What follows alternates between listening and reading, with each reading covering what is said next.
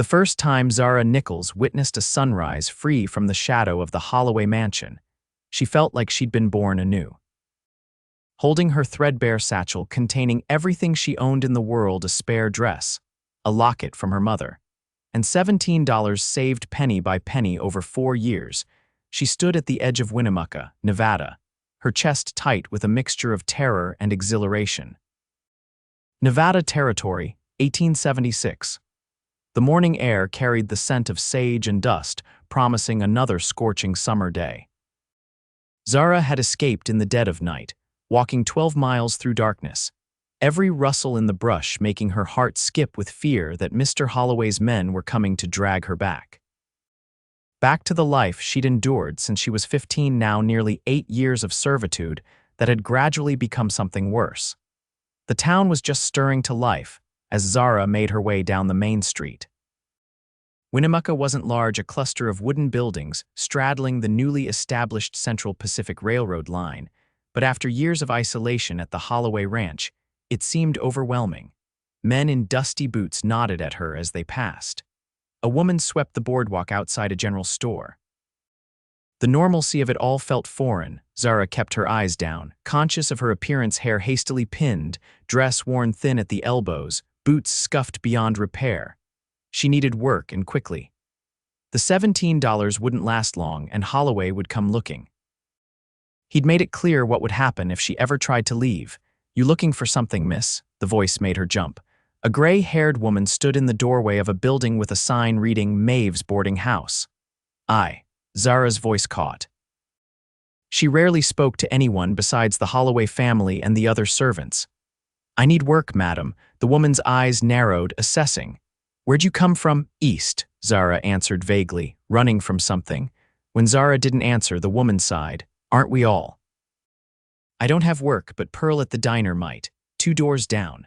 Pearl, as it turned out, was a sturdy woman with strong arms and a permanently furrowed brow.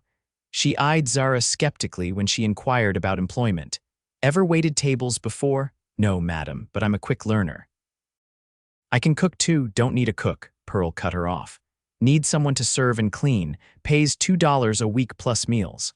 Start now, there's an apron in the back." $2 was far less than Zara had hoped, but it came with food and didn't require references.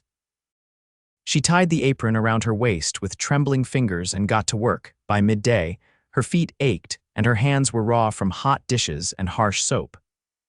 The diner filled with ranch hands, railroad workers, and townspeople, all demanding coffee and stew and answers to questions Zara didn't know. "Where's the pie?" Pearl promised. "This coffee's colder than a banker's heart." "New girl, huh? Where'd you come from?" She moved between tables, trying to remember orders, flinching when men raised their voices. One cowboy grabbed her wrist as she set down his plate, his fingers digging into her skin. "Haven't seen you around before, pretty thing." Zara froze, memories flooding back. Holloway's eldest son cornering her in the pantry, hands pawing at her skirts. She'd fought then and paid for it with bruises and no dinner for 3 days. "Let her be, Jenkins." The new voice was deep, commanding without being harsh. "The lady's trying to work." The grip on her wrist loosened. Zara stepped back quickly, nearly colliding with the man who had spoken. She looked up and up further at a tall figure silhouetted against the window light. "Sorry about that," he said, and she could make out his features now. Strong jaw darkened with stubble, eyes the color of summer storms, broad shoulders beneath a worn leather vest. He wasn't dressed like the other cowboys, no jangling spurs or flashy bandana. His clothes were practical, dusty from the trail. Some folks forget their manners when they're hungry. "Thank you," Zara managed, her heart still racing. She hurried back to the kitchen, feeling his eyes follow her. Throughout the afternoon, she noticed him watching from his corner table. Not with the predatory gaze she'd grown to recognize and fear, but with curiosity, perhaps even concern. He ate slowly, ordered coffee twice, and left a generous tip when he finally stood to leave. Zara finished her shift exhausted and edgy. Pearl paid her 50 cents for the day's work and told her to return at dawn. With nowhere else to go, she reluctantly approached Maeve's Boarding House, where a room cost 25 cents per night, extravagant, but safer than sleeping outdoors with Holloway's men potentially searching for her. Maeve showed her to a tiny attic room with a narrow bed and a cracked wash basin. Bathrooms down the hall, no gentlemen visitors, quiet after 9. Alone, Zara sank onto the bed, finally allowing herself to feel the enormity of what she'd done. Freedom tasted different than she'd imagined, more frightening, more exhausting. She held her mother's locket, the only thing she had left of the woman who died when Zara was 12, leaving her to the mercy of distant relatives who'd eventually sold her labor contract to Holloway. 3 sharp knocks at the door startled her from her thoughts. She approached cautiously. "Who is it, Maeve? Got a gentleman asking after you, says it's important." Panic surged through Zara's veins. Had Holloway found her already? She grabbed her satchel, looking frantically for an escape route. The window was small but might accommodate her slight frame.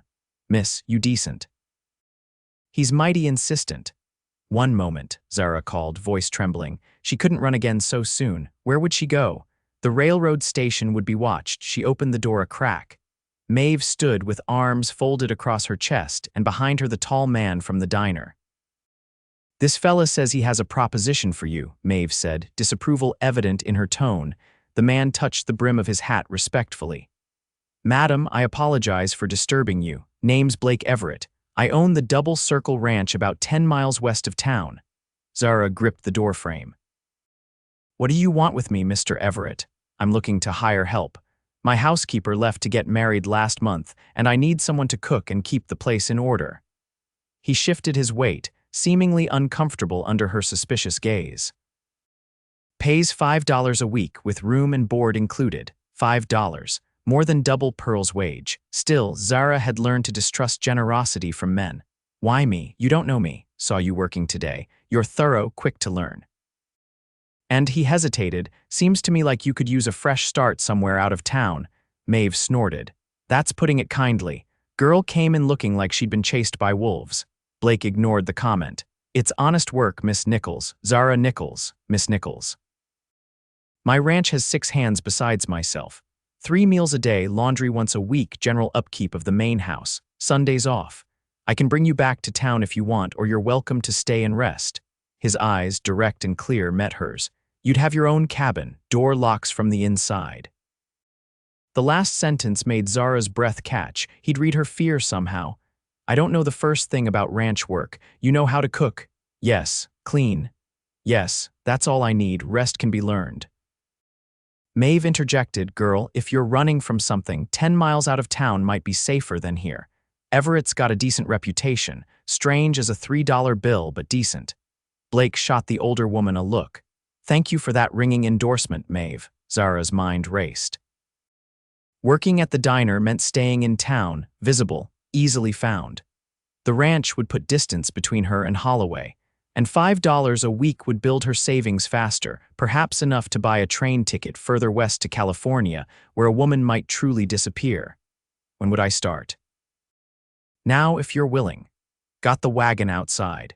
It could be a trap, a voice in her head warned. Men didn't offer jobs to unknown women out of kindness. But something in Blake Everett's steady gaze suggested honesty, and she'd learned to read men's intentions in her years at Holloway's. "I'll get my things." 20 minutes later, Zara sat beside Blake on the wagon seat, her satchel at her feet, watching Winnemucca shrink behind them as the horses plodded west into the gathering dusk. Neither spoke for nearly a mile. Finally, Blake cleared his throat. "Don't mean to pry, but it might help me to know what kind of trouble you're avoiding." "Law trouble," Zara stiffened. "No. Husband trouble, I'm not married." He nodded, seemingly relieved. "Good. I mean, not that it would be my business if you were, but legal complications can follow a person." She studied his profile in the fading light. His nose had been broken once, she noticed, but otherwise his features were even, handsome without being delicate. A working man's face. "It's a man named Holloway," she finally said, surprising herself with the admission. "Edwin Holloway. He owns a cattle ranch east of here." Blake's hands tightened on the reins. "I know of him, not well.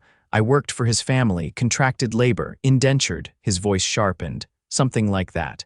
Zara wrapped her arms around herself. "My contract ended over a year ago, but Holloway said I owed him for room and board. Then it was for medicine when I took sick. Then for a dress when mine was too worn to be decent. The debt kept growing." Blake was quiet for a long moment. That's not legal. Not much law out here for women like me. Orphans, no family to speak for us. His son's still running wild. The question made her stomach clench. Yes, Blake didn't ask more, but his jaw tightened. They rode in silence as the stars emerged countless and brilliant against the vast Nevada sky. Finally, he pointed ahead to where yellow light spilled from windows in the distance. Double circle. Home sweet home. As they drew closer, Zara could make out a substantial main house of timber and stone, flanked by a bunkhouse, barn, and various outbuildings.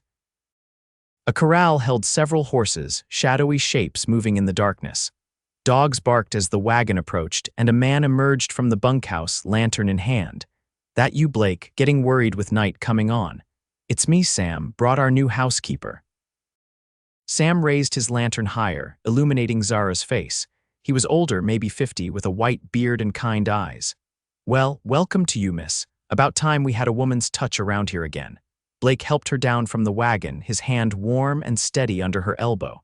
"Sam's my foreman." "Known him since I was knee-high to a grasshopper," Sam chuckled. "Taught him everything he knows about cattle, which ain't saying much." Zara attempted a smile, exhaustion suddenly overwhelming her. Blake must have noticed because he quickly took her satchel. "Let's get you settled. You can meet everyone else tomorrow." Her cabin turned out to be a small but sturdy structure about 50 yards from the main house. Inside was a bed, table, chair, and iron stove, all neat and clean. A shelf held books, actual books, a luxury Zara hadn't enjoyed in years. "Bathrooms out back," Blake explained. "Not fancy but private. I had the boys fill the water barrel earlier. Kitchen in the main house is stocked. Feel free to make yourself something if you're hungry." Zara stood in the center of the room, overwhelmed. "This is very generous." "It's what I'd want if I were working for someone else." He set her satchel on the bed. "There's a key for the door on the table. Breakfast is usually at 6, but take tomorrow to get your bearings. We can manage one more day of Sam's cooking." He tipped his hat and turned to leave, then paused in the doorway. "Miss Nickels, if Holloway comes looking, you're under my employment and protection now. Remember that." After he left, Zara sat on the bed, fingering the key. He'd left a small brass object that represented something she hadn't possessed in years: control. She turned it over and over in her palm, marveling at its weight. Sleep came fitfully that night, her body too accustomed to vigilance to fully relax in the strange surroundings. She woke at dawn from habit, washing her face in the basin before exploring her new domain. The cabin was simple but sound, with no leaks in the roof or drafts in the walls, luxuries compared to the servants' quarters at Holloway's. A small mirror hung above the washstand, and Zara caught a glimpse of herself. Thin face, dark circles under gray eyes, brown hair dull from harsh lye soap. She looked older than her 23 years. Outside, the ranch was coming to life. Men moved between buildings, voices carrying in the clear morning air. Horses nickered in the corral. Somewhere, a rooster crowed belatedly. Zara smoothed her dress, one of only 2 she owned, and made her way to the main house. The kitchen was larger than she expected, with a massive iron stove, butcher block table, and well-stocked pantry. Whoever had kept house before had been organized, with clearly labeled containers of flour, sugar, coffee, and beans. A side of bacon hung from a hook, and a basket of eggs sat on the counter. "Make yourself at home." Zara jumped at Blake's voice. He stood in the doorway, already dressed for work in a flannel shirt and denims, hat in hand. "I didn't mean to startle you," he added, keeping his distance. "Just wanted to check if you needed anything." "No, I'm fine, thank you," she gestured around the kitchen. "This is well equipped, Mrs. Finch." The previous housekeeper was particular about her workspace, been a bit neglected since she left. He scratched his jaw. "We've been living on beans and biscuits mostly." "I can do better than that." "I'd hoped so." A smile touched his eyes. "The men are looking forward to a proper meal. Especially Tom, youngest hand, still growing. Eats like he's hollow inside." The casual conversation eased some of Zara's tension.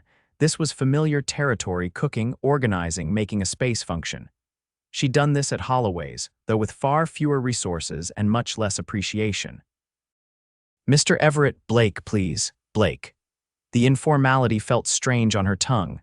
I want to be clear about my duties and expectations, his expression sobered. Cooking, cleaning the main house, laundry once a week. The men handle their own spaces and the barn. Your cabin is yours alone. He met her eyes directly. If that's what you're asking, there are no other expectations. Not from me, not from my men. First sign of disrespect, they answer to me. Relief flooded through her, though caution remained. Men made promises easily, especially when they wanted something. I'll start breakfast then. Blake nodded. I'll send the boys in when it's ready. Cooking for 8 hungry men proved both challenging and unexpectedly satisfying. Zara found her rhythm quickly, preparing eggs, bacon, biscuits, and potatoes in quantities that would have fed the Holloways for 3 days. When the ranch hands filed in, they removed their hats and washed their hands without being told Blake's influence, she suspected. Sam made introductions. Tom, the youngest at barely 20, brothers Hank and Frank Ellis, who bickered constantly, quiet Miguel, who spoke little English but smiled warmly, and Cooper, a former Buffalo soldier who kept the books and helped with the horses. They ate ravenously, complimenting her cooking between mouthfuls. "Madam, these biscuits are a miracle," Tom declared, reaching for his fourth. "Leave some for the rest of us," Hank grumbled, though his own plate was heaped high. Blake ate more moderately, watching the interactions with quiet amusement. When Zara refilled his coffee, he thanked her but gestured for her to sit. "Join us. There's plenty." She hesitated, unused to eating with employers, but the men shifted to make room. Slowly, she filled a small plate and took a seat. "Miss Nickels came from back east," Blake said, a statement rather than a question. "She's not used to our ways yet." Zara gave him a grateful look for not revealing her actual circumstances. "East, huh?" Frank buttered another biscuit. "What brings you all the way out here?" "Opportunity," she answered carefully. Cooper nodded approvingly. "Same as all of us. West is still the place for second chances. Or first chances," Miguel added in accented English. Blake steered the conversation to the day's work, moving cattle to the north pasture, repairing fencing, breaking new horses. Zara listened, trying to understand the rhythms of ranch life, so different from the rigid household she'd left. After breakfast, the men dispersed to their tasks, leaving Zara to clean up. Blake lingered, helping carry dishes to the washbasin despite her protests. "Not necessary," she insisted. "This is my job. My mother raised me to clean my own messes," he replied. "Besides, wanted to show you something." He led her to a small room off the kitchen, lined with shelves of preserves, dried goods, and household supplies. "Pantry's well stocked for now. Make a list of anything you need and I'll bring it from town next trip." He pointed to a ledger on one shelf. "Mrs. Finch kept records here, what was used, what needs replacing, helps with budgeting." Zara opened the ledger, impressed by the meticulous records. She was very organized. 20 years as a housekeeper before she married the blacksmith, left big shoes to fill. He paused, studying her. "But I think you'll do fine. I'll try not to disappoint." "Wasn't a test, Miss Nickels, just an observation." He moved toward the door. "I'll be out with the herd today. Sam knows where to find me if you need anything." Left alone, Zara explored the rest of the house. Besides the kitchen and pantry, there was a comfortable sitting room with a stone fireplace, a dining room with a large oak table, Blake's office with maps and ledgers neatly arranged, and upstairs, 3 bedrooms. The master bedroom was clearly Blake's, sparse but tidy, with a bookshelf full of volumes on cattle breeding, Nevada history, and surprisingly, poetry. The other rooms were furnished but unoccupied. Zara spent the day cleaning, though the house was already in decent order. She changed linens, dusted surfaces, and swept floors, finding comfort in the familiar routine.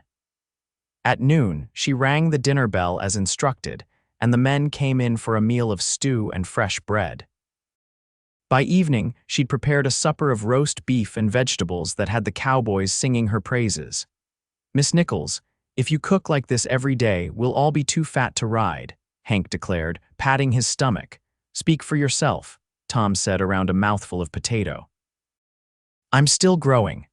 "Like a weed," Cooper agreed with a laugh. Blake ate quietly, occasionally joining the banter but mostly observing. When the meal ended, the men cleared their own plates without prompting and thanked her before heading to the bunkhouse. "They're good men," Blake said when they were alone. Rough around the edges but decent. They seem to respect you. I hope I've earned it. He helped her cover the leftover food.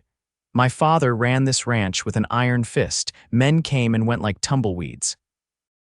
When I took over 5 years ago, I decided to try a different approach. Partnership instead of servitude, Zara murmured, then flushed when she realized she'd spoken aloud. Blake looked at her sharply. Exactly that. Everyone here has a stake in the ranch's success. They get fair wages, plus a small percentage of profits at year's end. That's unusual. Maybe, but I sleep better. He wiped his hands on a towel. And I keep good men instead of constantly training new ones. As days turned into weeks, Zara settled into life at Double Circle Ranch.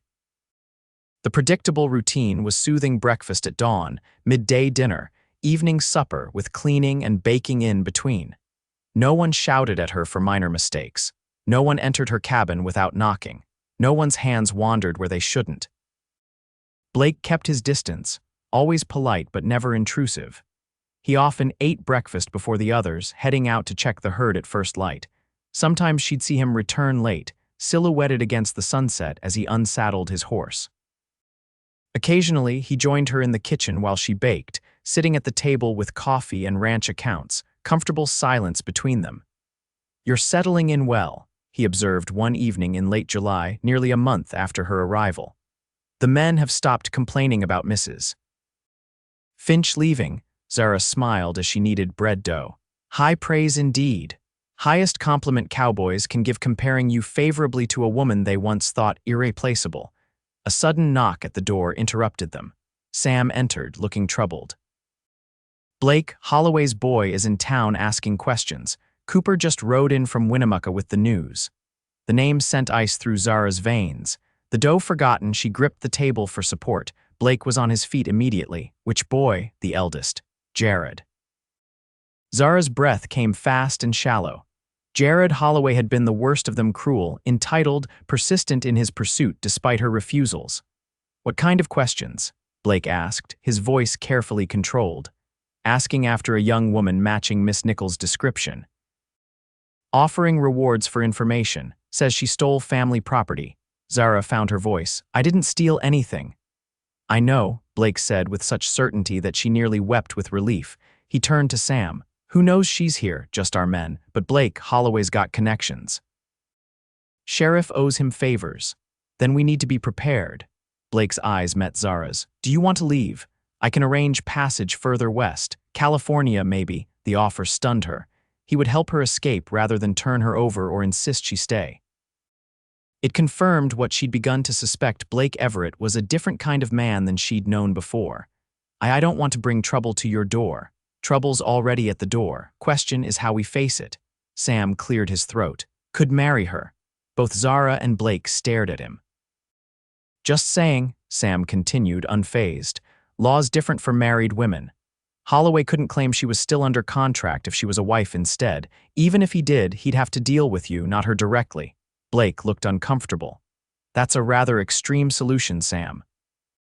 "Sometimes extreme problems need extreme solutions." Zara's mind raced. Marriage had never been in her plans after Holloway's. She'd vowed never to put herself under a man's control again.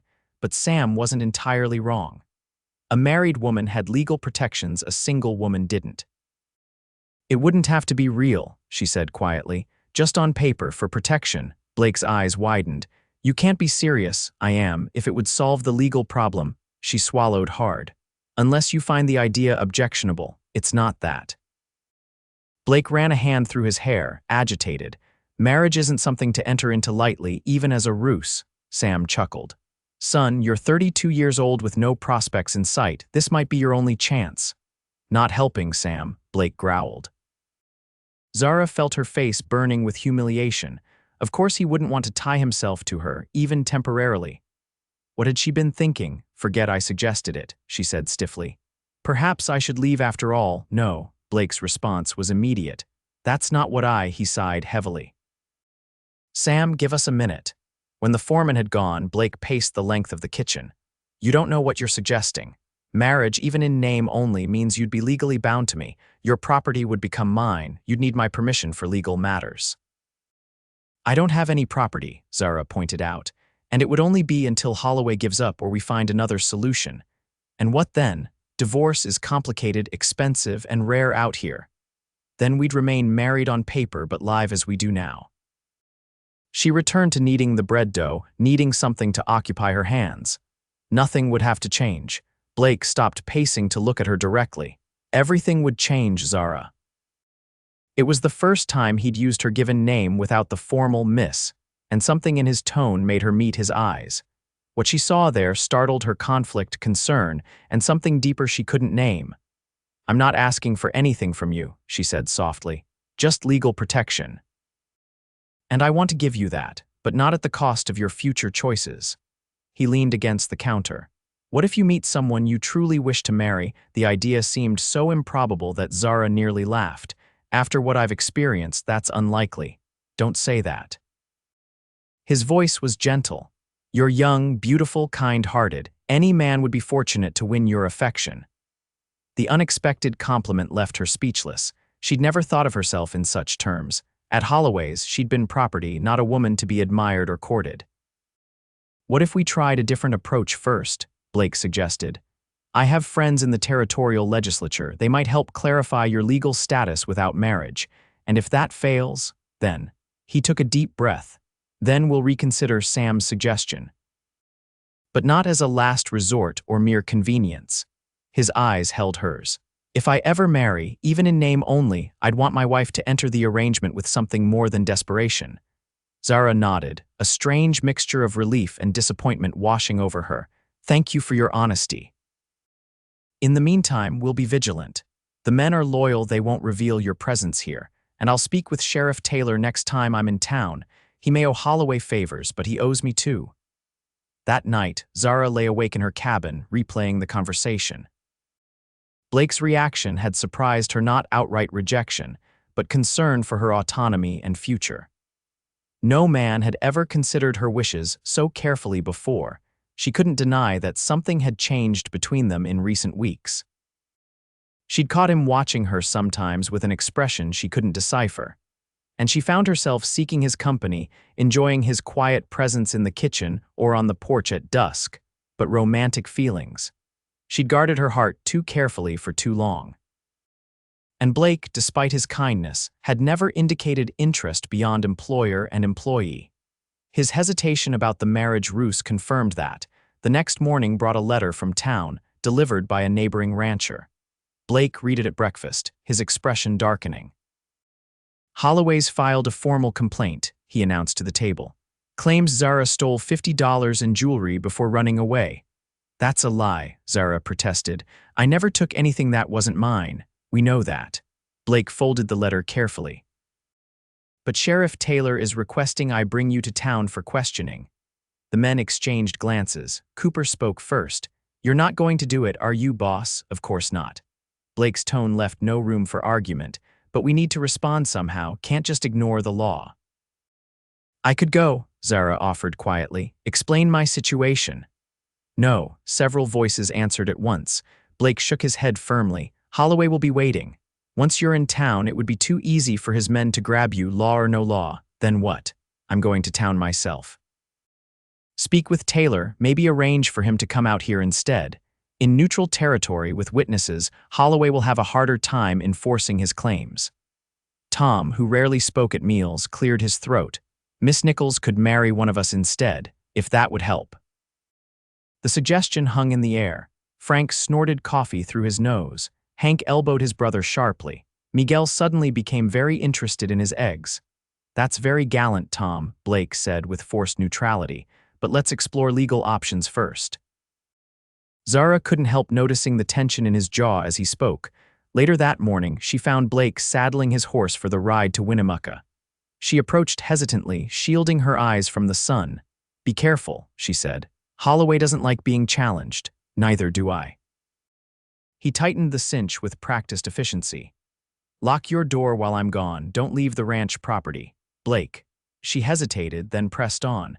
"If this doesn't work, if the sheriff insists I come to town, I will. I won't put you and your men at risk." He turned to face her fully, one hand on his saddle. "Zara, do you understand what Holloway might do if he gets his hands on you again?" The question was gentle but direct. She nodded, unable to speak. Then understand this, I won't let that happen. His voice dropped. Not while I have breath in my body. The fierce protectiveness in his words stunned her. Before she could respond, he swung into the saddle. I'll be back by nightfall. Any trouble, fire 3 shots in the air. The men will come running. She watched him ride away, a curious ache in her chest. No one had ever stood between her and danger before. She'd always faced threats alone. The day crawled by with excruciating slowness. Zara threw herself into baking, preparing an elaborate supper to keep her hands and mind occupied. The men went about their work but kept their rifles closer than usual. Sam positioned himself on the porch much of the afternoon, whittling wood but clearly watching the approach to the ranch. Dusk fell with no sign of Blake. Supper came and went. The men ate quickly and returned to their vigilant posts. By full dark, Zara's nerves were stretched to breaking point. Should have been back by now, Sam muttered, peering into the darkness. Unless he decided to stay in town. Blake wouldn't stay without sending word, Cooper countered. A twig snapped in the darkness. Instantly, Sam's rifle was in his hands. Who's there? It's me, came Blake's voice, followed by the sound of a weary horse. Stand down. He emerged from the shadows, dismounting stiffly. Even in the dim light from the porch lanterns, Zara could see blood on his shirt. What happened? She gasped, rushing forward. Had a disagreement with Jared Holloway. Blake handed his reins to Tom. Take care of Scout, would you? He's had a long day. Inside, under the kitchen lamplight, the damage was clearer: a split lip, bruised jaw, and a cut above his eye that had bled freely onto his collar. Sit, Zara commanded, filling a basin with water. The men gathered around as she cleaned Blake's wounds with gentle hands. Tell us what happened. Met with Sheriff Taylor. He was sympathetic but said he had to investigate Holloway's claims. Blake winced as she dabbed at the cut. Suggested I bring you in tomorrow for questioning. And the injuries, Sam pressed, ran into Jared and 2 of his father's men outside the saloon. Blake's mouth twisted in a grim smile. They suggested I mind my own business. I suggested they were my business. Disagreement ensued. 3 against 1, Cooper shook his head. That's Holloway's style. 2, actually. Sheriff broke it up before the 3rd could join in. Blake caught Zara's hand as she cleaned his lip. I'm fine, truly. His fingers were warm around hers. She pulled away reluctantly. This is my fault. No, it's Holloway's fault for thinking he owns people. Blake accepted the whiskey Sam offered, taking a long swallow, but we have a problem. Sheriff's coming tomorrow midday. What will we tell him? Frank asked. The truth. Blake looked at Zara. If you're willing to speak about your time at Holloway's. She nodded, though the thought of reliving those years made her stomach clench. I will. Good. Taylor's a reasonable man. And I have evidence that might help. He reached into his pocket, producing a folded document. Stopped by the county clerk's office. Found your original labor contract. Zara stared at the paper. How? Contracts have to be registered to be legally binding. Yours was filed 6 years ago, signed by your uncle and Holloway. He unfolded it carefully. 3-year term ending in 1873, so she's been free for 3 years, Sam said. Holloway had no right to keep her. Exactly, and no claim to unpaid debts, he supposedly added afterward. Those would require a new contract. Hope flickered in Zara's chest. Will that be enough? It should be, combined with your testimony. Blake hesitated. But Holloway has influence, and his son was making threats before our altercation. What kind of threats? Zara asked, dread building. Blake exchanged glances with Sam before answering. He said if the law wouldn't return what belonged to his father, they'd take matters into their own hands. They're coming here, she realized, aren't they? Possibly, which is why we'll be ready. Blake stood, grimacing slightly. Double watches tonight, Sam, everyone armed, already arranged, boss. The men dispersed to their posts, leaving Zara alone with Blake. She put away the medical supplies with shaking hands. You should rest, she told him. Those bruises will feel worse tomorrow. I've had worse. That doesn't make me feel better. A small smile touched his lips, then winced away. You're worried about me, that's nice. Of course I'm worried. You got hurt because of me. No, Zara, I got hurt because Jared Holloway is a bully who's never been told no. Blake moved closer, his voice softening. But it was worth it to see his face when I showed him the contract. He didn't know his father had registered it. He'll be furious. Good, angry men make mistakes. Blake touched her arm lightly. Get some sleep. Tomorrow will be challenging enough without exhaustion.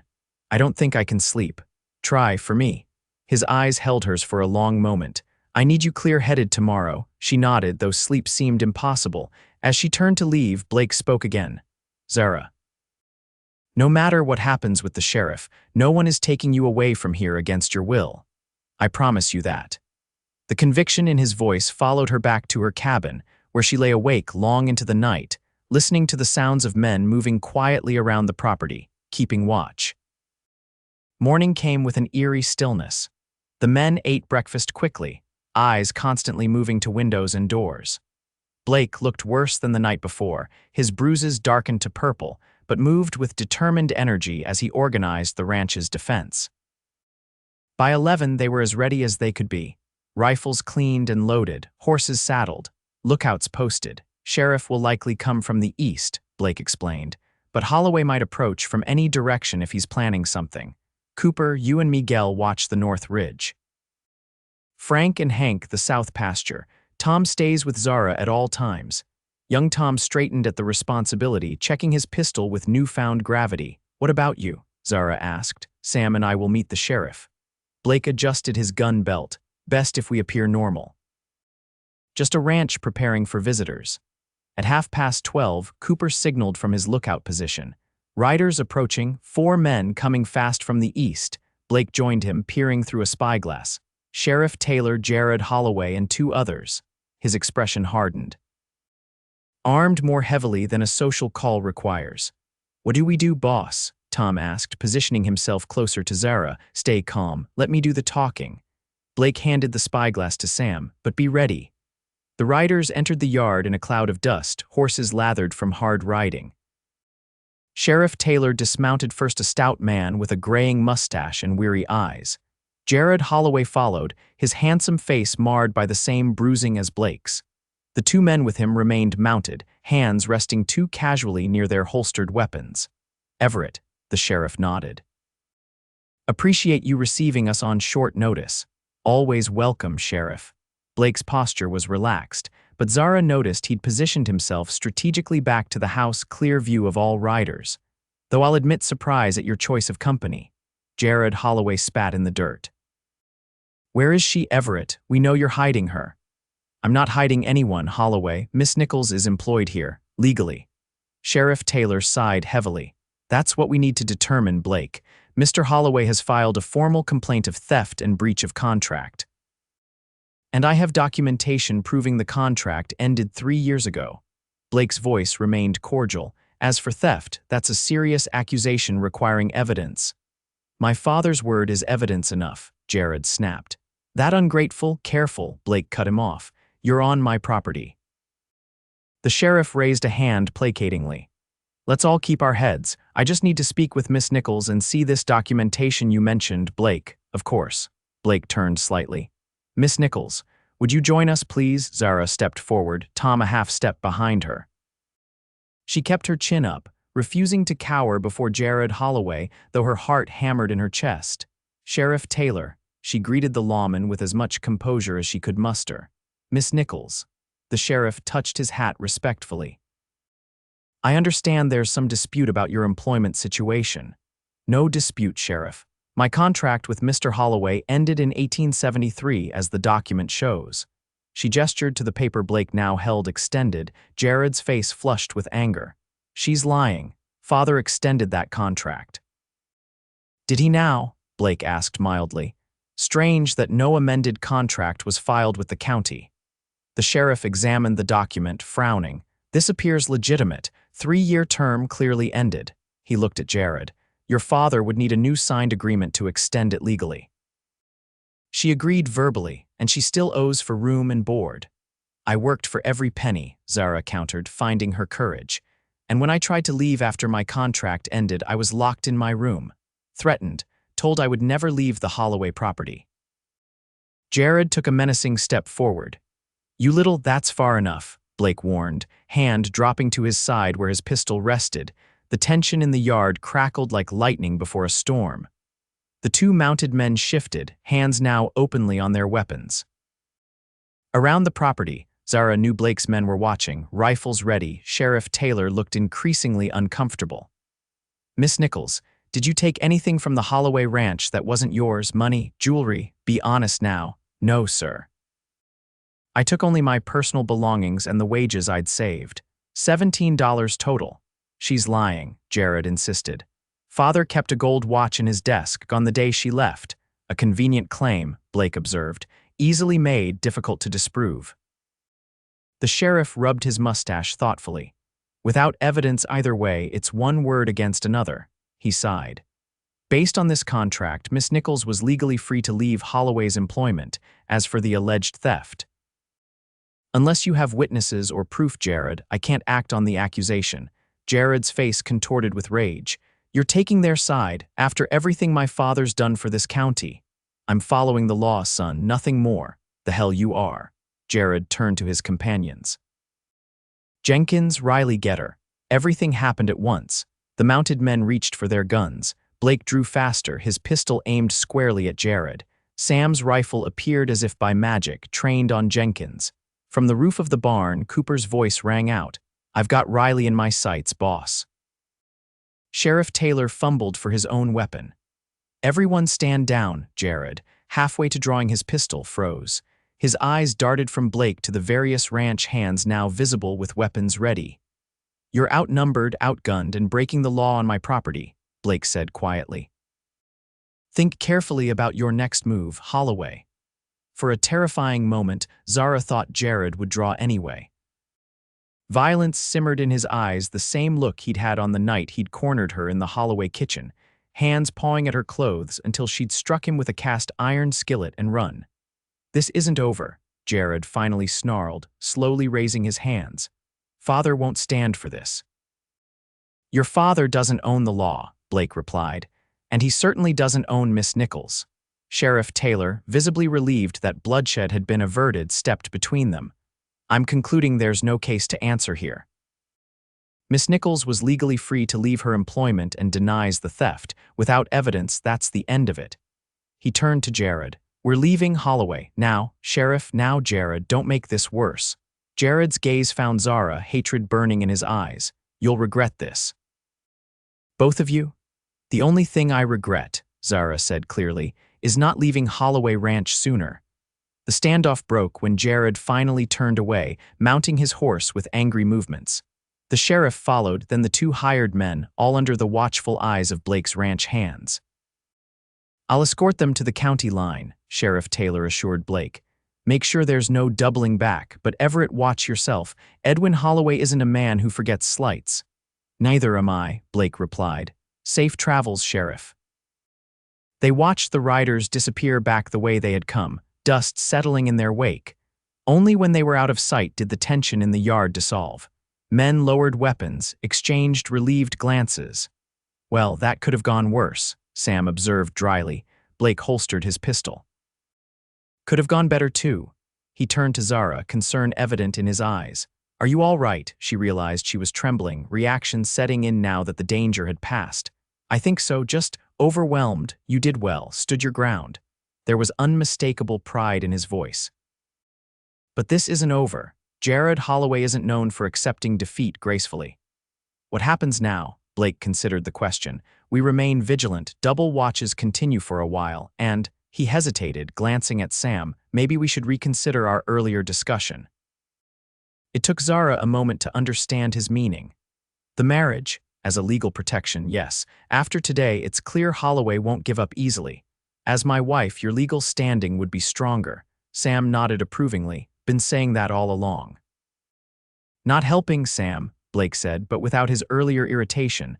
Zara studied Blake's face, searching for signs of reluctance or obligation. She found only steady resolve and something softer, almost hopeful. Would it just be on paper? She asked quietly. As we discussed before. Blake took a breath. That would be entirely up to you. I wouldn't expect anything, but I'd offer partnership in every sense that matters this ranch, its operations, its future, your future. Partnership. The word echoed in Zara's mind, so different from servitude. So different from anything she'd known. I need time to think, she said finally. Of course. Blake's expression remained carefully neutral. Take all the time you need.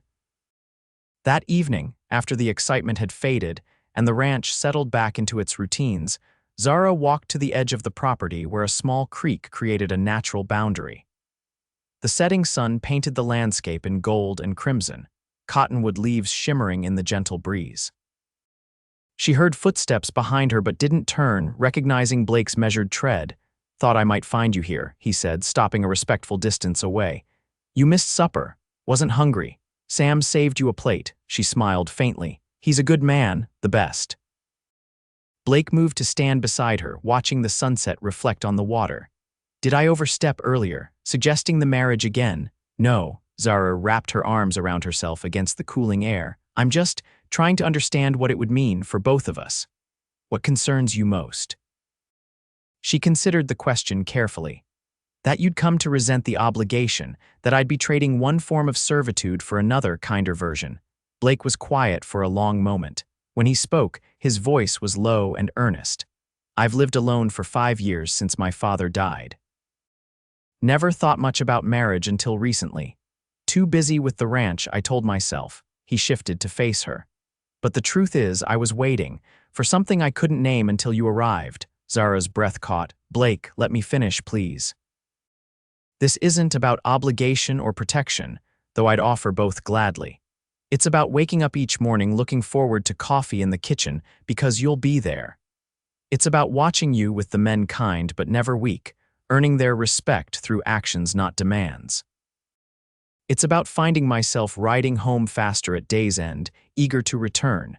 Tears pricked at Zara's eyes, unexpected and unwelcome. You can't mean that. I've never meant anything more. Blake gently turned her to face him. I'm not asking you to love me, Zara. I'm asking you to consider that you might someday, and until then, or even if that day never comes, I'm offering partnership in every sense of the word. I don't know how to be a wife, she whispered. I only know how to serve. Then we'll learn together what partnership means. His hand reached for hers, tentative, giving her every chance to pull away. No masters, no servants, just two people building something meaningful side by side. She looked down at their joined hands, hers pale and small, his tanned and calloused from years of honest work. So different from Holloway's soft, grasping fingers that had taken and taken without giving in return. If I say yes, she began slowly, I want it to be a real marriage, not just on paper. Hope brightened his eyes. Are you certain? No, she admitted with a small laugh. I'm terrified. But I think, she squeezed his hand, I think I'd regret saying no more than I'd regret saying yes. Blake's smile transformed his face, softening the lines of worry that had been present since she'd known him. Zara Nickels, would you do me the honor of becoming my wife? Not because you need protection or because I need a housekeeper, but because I believe we could build something beautiful together. Yes, she whispered, and was surprised by the lightness that followed the word, as if she'd set down a burden she'd carried for years. Yes, I will. He raised her hand to his lips, pressing a gentle kiss to her knuckles. It was the first time he had touched her with anything beyond practical necessity, and the tenderness of it made her heart constrict. We'll go to town tomorrow, he said. Find the justice of the peace. So soon. If you want to wait, no, Zara interrupted. Tomorrow is perfect. They walked back to the ranch together, hands still linked. When they reached the yard, Sam emerged from the bunkhouse, eyebrows raised in silent question. Blake answered with a nod. We're riding to town tomorrow, Sam. Weddings on, the older man's face split in a wide grin. About time. He turned to call into the bunkhouse. Boys, boss is getting hitched. A chorus of whoops and hollers erupted as the ranch hands poured outside, surrounding them with congratulations and good-natured teasing. Tom blushed bright red when he shook Zara's hand. Cooper promised to play his harmonica at the celebration. Frank and Hank immediately began arguing over who would give the first toast. In the midst of the commotion, Blake leaned close to Zara's ear. Having second thoughts yet. She looked around at these men who had become her protectors, her friends, then back to Blake, whose eyes held nothing but warmth and promise. Not a single one, she answered truthfully. The following morning dawned clear and bright. Zara woke early, examining her two worn dresses with critical eyes. Neither seemed appropriate for a wedding, even a simple one before a justice of the peace. A knock at her cabin door interrupted her deliberation. She opened it to find Maeve from the boarding house standing there, a wrapped package in her arms. "Blake sent word," the older woman explained without preamble. "Said you might need this." Inside the package was a dress of deep blue wool, simple but well made, with lace at the collar and cuffs. "Not new, but carefully cleaned and pressed. It was my daughter's," Maeve explained. "Before she moved to San Francisco, should fit you well enough." "It's beautiful," Zara breathed, holding it against herself, "but I can't consider it a wedding gift." Maeve's stern expression softened slightly. "Everett's a good man, stubborn as a mule but good-hearted. You could do worse." "Yes," Zara agreed with a smile, "much worse." Maeve helped her dress and arranged her hair, revealing unexpected talent with pins and combs. "Had 6 daughters," she explained. "Got plenty of practice." When Zara emerged from the cabin, the ranch yard had been transformed. Someone had swept it clean and strung paper lanterns between the buildings. A table covered with a white cloth held food and a small cake. The men stood awkwardly in their best clothes, hair slicked down with water, faces shining from vigorous washing. Blake waited by the wagon, similarly transformed. Gone were the dusty work clothes, replaced by a dark suit and crisp white shirt. He'd trimmed his beard and combed his hair, though it still curled stubbornly at his collar. When he saw her, he went completely still, his expression one of wonder. "You look beautiful," he said simply when she reached him. "So do you." She touched the lapel of his suit shyly. "I didn't know you owned such fine clothes. Only wear them for funerals and weddings." His smile was crooked. "Prefer the latter." The ride to Winnemucca was filled with nervous anticipation. They spoke little, but Blake kept glancing at her as if to reassure himself she was really there, really agreeing to this unlikely union. The justice of the peace, a balding man named Horace Wilkins, seemed unsurprised by their arrival. "Sheriff Taylor mentioned you might be coming," he explained. "Got the paperwork ready." The ceremony itself was brief, the words ancient and solemn in the dusty office. Zara repeated her vows in a clear voice, surprising herself with her steadiness. Blake's hands were warm around hers as he promised to love, honor, and cherish. When Wilkins pronounced them husband and wife, Blake hesitated only a moment before leaning down to kiss her a gentle, questioning touch that ended too quickly. "Congratulations, Mrs. Everett," he whispered against her lips. The name, her new name, sent a thrill through her. Not Nickels, the name that had followed her through years of servitude. Not Holloway, the name she'd feared would claim her. Everett, Blake's name, freely given and accepted. They signed the marriage certificate with Wilkins and Sheriff Taylor as witnesses. The sheriff shook Blake's hand with genuine warmth. "Glad to see you settling down," he told Blake, then turned to Zara with a bow. "Madam, my congratulations, and my assurance that your legal status is now quite clear. You're under your husband's protection in every way that matters." "Thank you, Sheriff."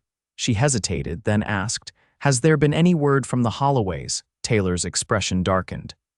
"Edwin Holloway arrived in town yesterday, raising Cain about his son's reception at your ranch. But when I showed him the original contract and explained the marriage, he seemed to deflate somewhat." A small smile touched the sheriff's lips. "Man knows when he's beaten, even if his son doesn't." Relief washed over Zara. "So it's over." "I believe so, madam. Though I'd stay vigilant for a while yet." The celebration back at the ranch lasted well into the evening. Sam gave a speech that made Blake flush and the men cheer. Cooper played his harmonica while Frank and Hank attempted to teach Miguel traditional American dancing. Tom shyly presented Zara with a wooden carving of a horse he'd made himself. As night fell, the party continued around the bonfire, but Blake took Zara's hand and led her quietly away from the revelry. "I have something to show you," he explained, guiding her not toward her cabin, but to the main house. Inside, he led her upstairs to the master bedroom, his bedroom which had been transformed. Fresh linens on the bed, wildflowers in a jar on the dresser, a new quilt in shades of blue and green. "The men helped," he explained, suddenly looking uncertain.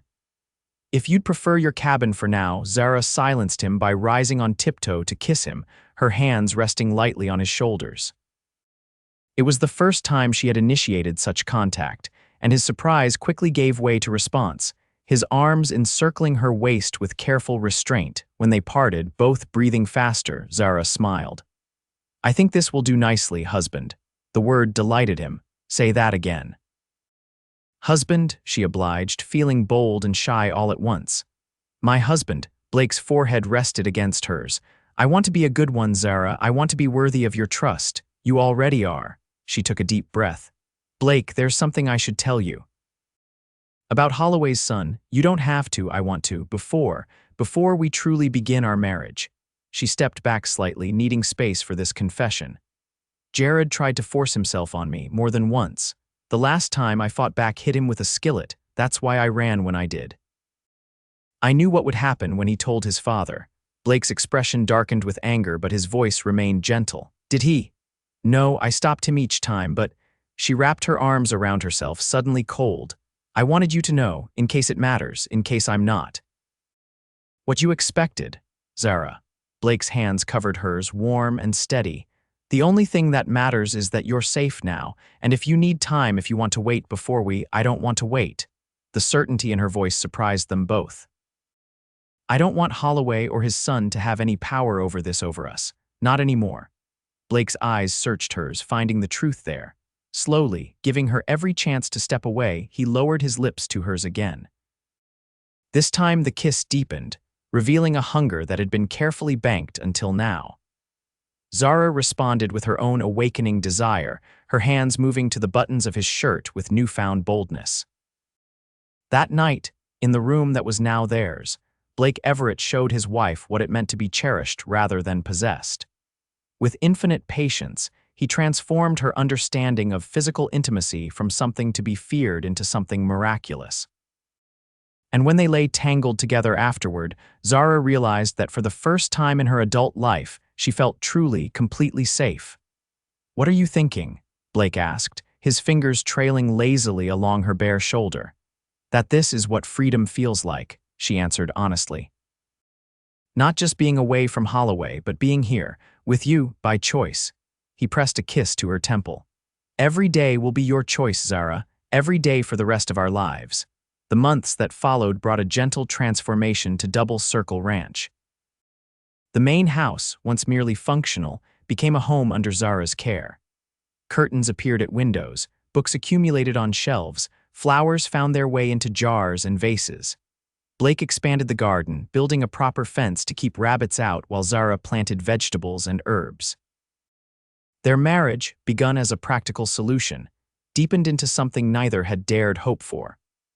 Blake discovered in Zara an unexpected partner in ranch decisions, her keen mind and careful observations proving valuable as they planned for the future. Zara found in Blake the rarest of men, one who valued her thoughts as much as her domestic skills, who sought her opinion and actually listened. And in the privacy of their bedroom, they discovered in each other a passion that grew rather than diminished with familiarity. News came occasionally from town. Edwin Holloway suffered financial setbacks when several ranch hands quit after hearing about Zara's treatment. Jared Holloway left Nevada entirely, heading to California after one too many embarrassing incidents in Winnemucca's saloons.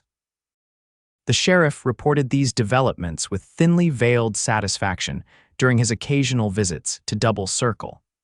In the spring of 1877, when wildflowers carpeted the hills surrounding the ranch, Zara shared news of her own with Blake. They sat on the porch after supper, watching the sunset paint the sky in brilliant hues of orange and pink. "I think," she said carefully, her hand resting on her still flat stomach, "we may need to prepare the small bedroom down the hall." Blake's coffee cup froze halfway to his lips. "Are you certain? Dr. Jenkins confirmed it yesterday when I was in town." She watched his face anxiously. "Are you pleased?" His answer came not in words, but in action, setting aside his cup to kneel before her chair, his hands cradling her face with reverence before sliding down to rest protectively over her abdomen. "A baby," he whispered, wonder in his voice. "Our baby." Tears pricked at Zara's eyes. "I was afraid it might be too soon. We've only been married 8 months. It's perfect timing." Blake's smile was radiant. "Absolutely perfect." Word spread quickly among the ranch hands. Sam immediately began carving a cradle from cottonwood. Cooper offered to build a rocking chair for the nursery.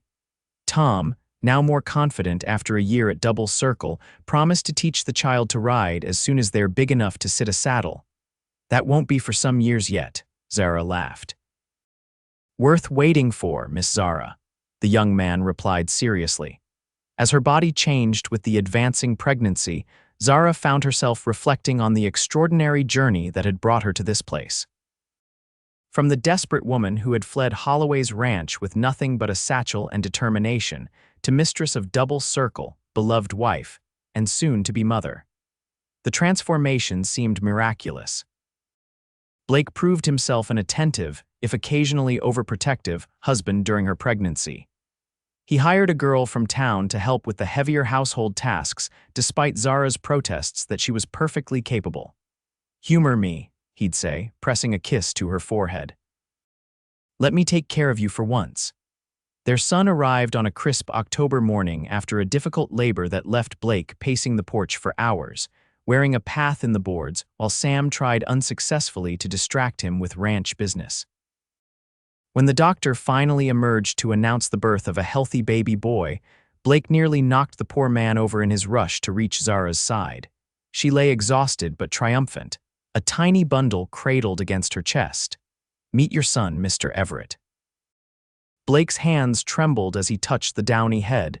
"He's perfect. We'll name him Samuel," Zara decided, "after the man who suggested we marry." Sam, when informed of this honor, removed his hat and stared at his boots for a full minute before mumbling something about dust in the air and wiping suspiciously at his eyes. Young Samuel Everett thrived in the loving environment of Double Circle Ranch. From infancy, he was adored not only by his parents, but by the extended family of ranch hands who vied for the privilege of holding him and later, teaching him the ways of ranch life. On Samuel's first birthday, Blake surprised Zara with a deed adding her name alongside his as legal owner of Double Circle Ranch. "This was always a partnership," he explained as she stared at the document in disbelief. "Now it's official in every way. Blake, I don't know what to say." "Say you'll build this legacy with me, for Samuel, and maybe someday, for brothers or sisters who might join him." She answered with a kiss that conveyed everything words could not. 2 years later, Samuel welcomed a sister Elizabeth Maeve Everett, named for Blake's mother and the boarding house owner who had helped bring her parents together. Blake cut the Double Circle brand into a piece of pine for each child's birth, marking the expansion of their family as permanently as they marked their cattle. Life at Double Circle settled into a rhythm of seasons, cattle drives, births, and growth. The ranch prospered under Blake and Zara's joint management, expanding its holdings and reputation for quality stock. They added modern conveniences as they became available: a proper stove, better plumbing, eventually even a telephone line connecting them to Winnemucca. On their 10th wedding anniversary, Blake took Zara back to the creek where he had first proposed. They walked hand in hand along its banks, their children running ahead to search for interesting stones and feathers. "Do you ever regret it?" he asked suddenly, "marrying me the way you did?" Zara stopped, turning to face him with surprise. What brought this on? Just thinking about how it began, with danger and necessity rather than courtship. She touched his face, now bearing more lines but still as dear to her as ever. "Blake Everett, marrying you was the best decision I ever made.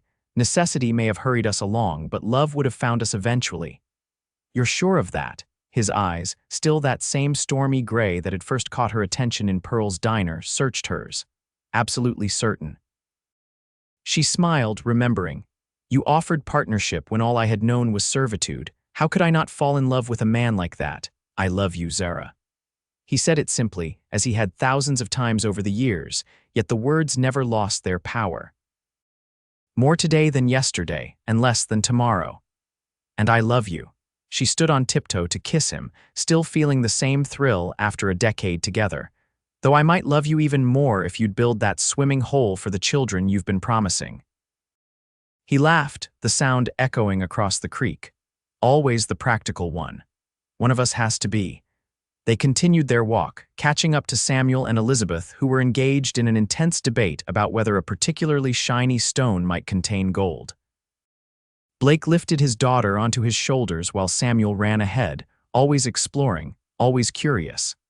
That night, after the children were asleep, Blake and Zara sat on their porch as they often did, sharing the quiet end of the day. Stars blanketed the Nevada sky, more numerous than the cattle that dotted their expanded pastures. "Do you ever wonder what happened to Holloway?" Blake asked. Zara considered the question. "Sometimes, less and less as the years pass." She leaned her head against his shoulder. "I heard his health was failing. Sheriff mentioned something similar last month, said the ranch is mostly run by managers now. I should feel something about that, I suppose. Satisfaction, maybe," Zara sighed. "But mostly I feel nothing. He has no power over my life anymore." "Hasn't for a very long time." Blake's arm tightened around her. "That's as it should be. What about you? Do you ever regret taking in a desperate runaway that day, putting yourself between her and danger?" "Never." His answer came without hesitation. "Best decision I ever made, bringing you to Double Circle, even with all the complications that followed, especially with those." He pressed a kiss to her hair. "They brought us here. Here to this porch, to this ranch that bore both their names." To the sound of their children breathing peacefully in rooms down the hall. To a partnership that had begun in necessity but had flourished in love. Zara Everett, once trapped in servitude, looked up at the boundless sky and felt nothing but gratitude. For the courage that had driven her to flee. For the kindness of a cowboy who had offered partnership instead of another form of captivity. And for the life they had built together, one choice, one day, one act of love at a time, free at last, in every way that mattered.